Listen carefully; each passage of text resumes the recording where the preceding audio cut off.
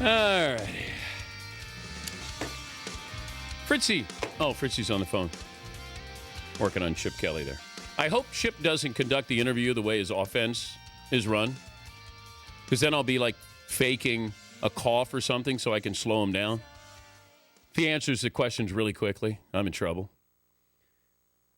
I remember hearing the Joe Namath quote where he was an actress was asked about going out with Joe Namath, and she said, "Why do I want to go out with a guy who's got weak knees and a quick release?" Is Chip Kelly with us, Fritzy? We have found Chip Kelly. He's all set. We make the smooth segue to the Oregon Ducks head coach. Hi, Chip. Hi, Dan. How are you? I'm doing okay. Are you Happy relaxed? Friday. Yeah, thanks. You seem like you're relaxed. No big deal, right? Well, we got like 67 days before the game. So. What happened to New Year's Day? Remember how when we were growing up, New Year's Day, those bowl games? Now it's January 10th? Yeah, and then I didn't even know some of the other games are spread out during the week. I just saw an advertisement that like the Orange Bowl's on the 4th. No, I don't like it.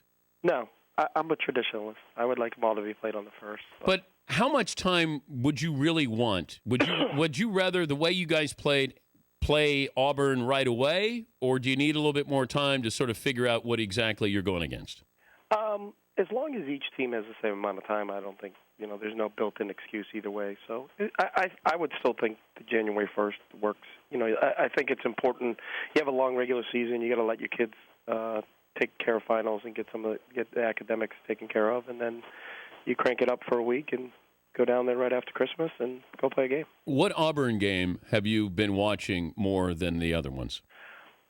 I really haven't. I watched all 13 games, and then we really then just start watching cut-ups. So what are all the third down situations? What are all the red zone situations? But it ends up being – and it's like that with every opponent you play. So you don't just study one game. You study more situations than anything else. How do you simulate Cam Newton? We tried to get Shaquille O'Neal in to be a scout squad player for us, but we found out that was an NCAA violation. So. But you didn't face anybody who was similar in any tendencies that Cam Newton brings. There's nobody that's similar to him. I mean, I saw him at the award show in Orlando and then at the Heisman Trophy, and there's not anybody in college football except for probably Terrell Pryor that matches him size-wise. But you played against him. You guys didn't play well in that Rose Bowl game, but anything that you take from what you did with Pryor or tried to do that you'll do with Cam Newton? No, I appreciate you reminding us of the Rose Bowl, but they run a different type of offense. Terrell's runs against us, and really he did hurt us, was him keeping himself alive in the passing game and running on critical third downs when it was a drop-back pass and then he took off. It wasn't really designed runs. With Auburn and Cam, there's a lot of designed runs for him. So there's a difference they're similar physically, but there's a difference in how both those guys are being used in their offenses. He's Chip Kelly, the Oregon Ducks, joining us to the Dan Patrick Show. Nick Fairley, anybody you've faced this year that you can compare to him? The defensive tackle from Oregon State, Stephen Paya, who's going to be a high first-round draft pick, but he's not as tall, I don't think, or as explosive. Fairley's a dominating force. Yeah, and in our league, Paya was, I don't know until you actually see him up close and personal, but he's another guy that's going to be, it's obviously you can't simulate that in practice. And that's the tough part. And I think that's what this whole deal is all about. You got to know where they are scheme-wise and make sure you account for them. But until you actually see him explode on the first play, that'll be the adjustment we have to make within the game. But you said give your kids time off. That this is something completely new. With you play for the biggest game of their careers and a national title, but you have so much time. Is there a blueprint on what to do and not to do, given your situation? I don't know. I'm hoping what we do right now will become the blueprint because everybody will be like, wow, they played really well. Let's do what they did. But normally you don't see the national these aren't great games. They're not played well because of all the time off. How do you sort of make sure that this is a finely tuned team going in there instead of somebody who might have to take a while before they get going?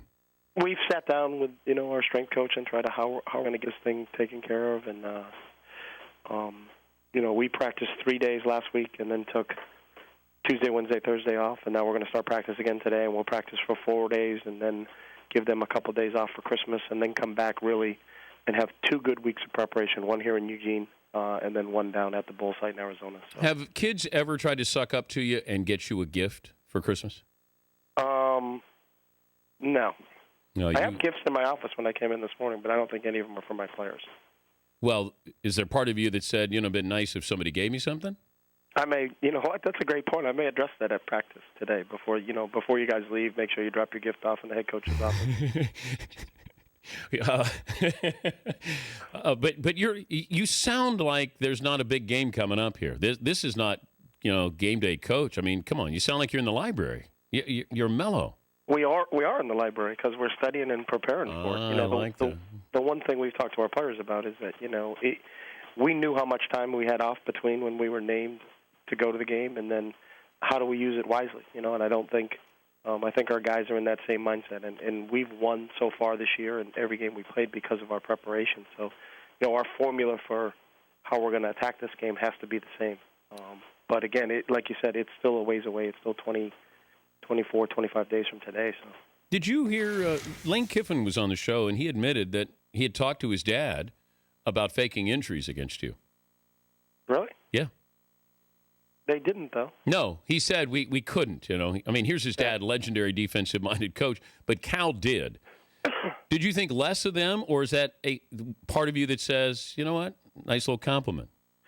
We ended up taking it as a compliment, that we were told by our league that there was nothing they could do about it. So we just said our big thing is we don't worry about things we don't control. So if other teams were going to try to do that against us. Then if you were facing Oregon, would you do that? Fake injuries? Yeah. No. What about I would tackle the guy with the ball. What if you can't, though? What if you can't? Good point. Yeah. Will you fake an injury against Auburn and Cam Newton? Will I fake an injury? No, not you. Your team. I may have a heart attack on the sideline.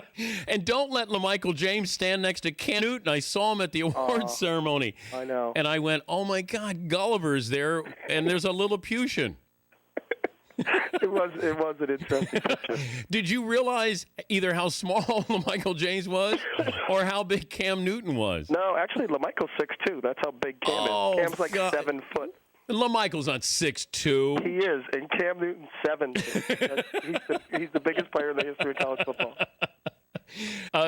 Will you decide on the uniform? I'm sources close to me tell me that the Ducks have something special for the national title game. Yeah, they actually unveiled it on Tuesday or Wednesday of this week. They had new BCS uniforms for us, Florida, and Boise State, I think, or new bowl uniforms, I should say. So you like it?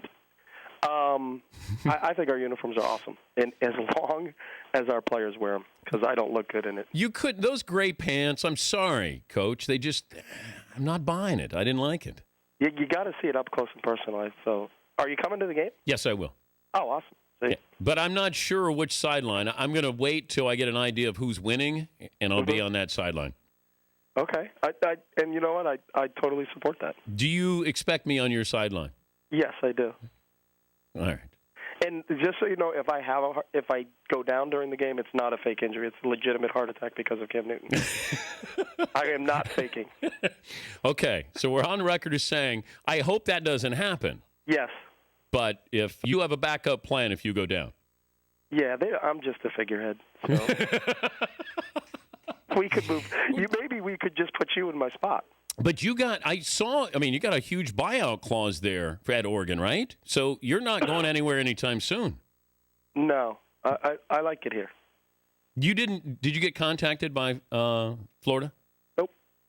Miami? Nope. Anybody, any team contact you? Nope. Did somebody contact somebody who's close to you? No. Oh, okay. All right. Literally, I'm very happy here. So. Okay. All right. Well, we'll talk in the meantime, and I'll see you there in Glendale. All right. And my speech to our team today is how can we practice hard enough to get Dan Patrick on our sideline? Well, you know what happened last time? I mean, I jumped on the bandwagon, and I broke my ankle. So just don't let me down. No, I'm with you. As Santiana said, we must learn from history or we're doomed to repeat it. So I think you should study this a little bit longer. But we will totally put our full effort into getting you on our sideline. All right. Well, Good luck. Thanks for joining us, Chip. All right, Dan. No problem. That's Chip Kelly, Oregon Ducks head coach. Didn't have his game face on. I'm worried about the little cough there. Don't start rumors. Yeah. Hope he's okay. Cam Newton cough. Wow, not feeling that good. But there's no way LaMichael James is 6'2". If that's the case, Cam Newton is 6'8", because they stood next to each other, and it looked like somebody brought their son to school day. Manute Bull and Spud Webb. All right, we'll come back with phone calls here. Anything else I need to mention, Paulie? No. Coach was killing it there at the end. He was good. He was good. I like that. Seems loose. Yeah. All right, we'll come back. What, Fritzy, do you want to give me a hint? Is Joe Montana on Monday? Joe Montana and Michael Strahan, possibly Tony Dungy. We may hear from Michael Irvin beginning of next week. What do you want me to talk to? What happened to the playmaker today, Michael? Something happened in his schedule, and of course I take personal responsibility for it, even though it has nothing to do with me. It's okay. What, McLovin? Oregon's website has LaMichael James at 5'9". Okay. Well, see, Coach just lied to me. He's 6'2". He's not even 5'9". I'll bet he's 5'7" and 3. Danny Woodhead just said, dude, you're short. People make a big deal about Woodhead's jersey outselling Brady's. Well, doesn't everybody have a Brady jersey already, and nobody has a Danny Woodhead jersey? All right, we'll get to your phone calls coming up. Dan Patrick Show.